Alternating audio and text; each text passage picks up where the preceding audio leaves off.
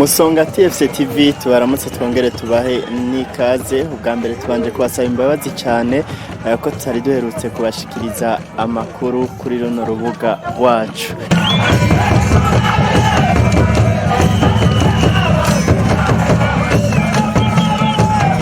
Twashimye kubashikana mu bakunzi b'umugwi wa Musongati FC bose baje gutangura babidondora ndetse banabaganirira ibitari bike, tukaba tubahaye ikaze. Je nitwa Ndayishimiye Desire,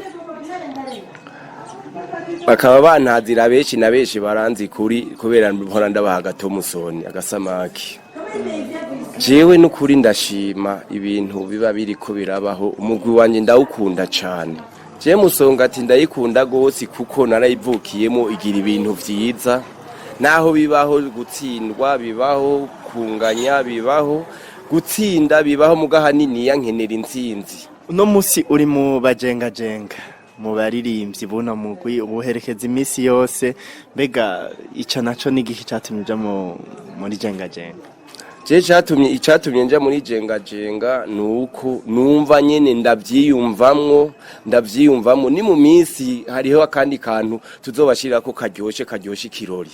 Wiyumva ko ari umukunzi wa Musongati wese dufatane mu nda, kuko umugwi wanje uracari heza, urukino ruracabandanya, ihiganwa ririko rirabandanya. Sindebukirwa amanotane n'amanota makeya cyane, ndacari mu ihiganwa.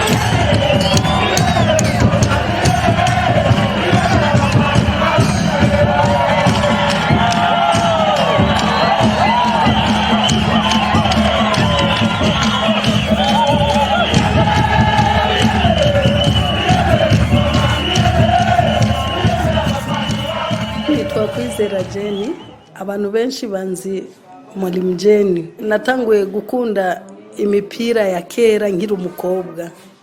Ndakunda hari ekipe zibiri, imwe yitwa Imbogo iyindi Nzovu.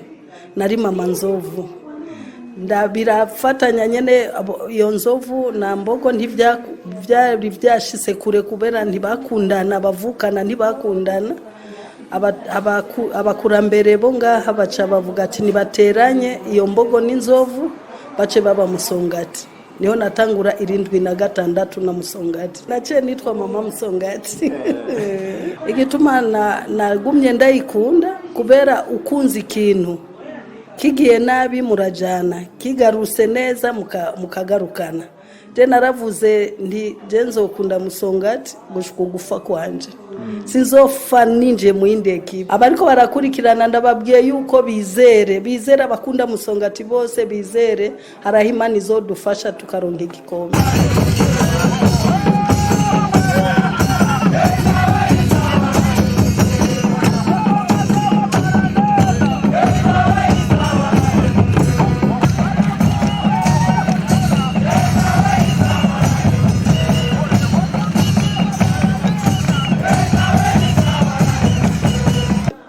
Warugira Ernest abandi cegera cyo twara abafana bose ba Musongati. Gutangwa gukunda Musongati je natangwa gukunda kuyikunda nkiri umwana kubera nsanzwe mvuka ngaho hakurya hafi igisagara ca GITEGA-Ent biti Mahonda.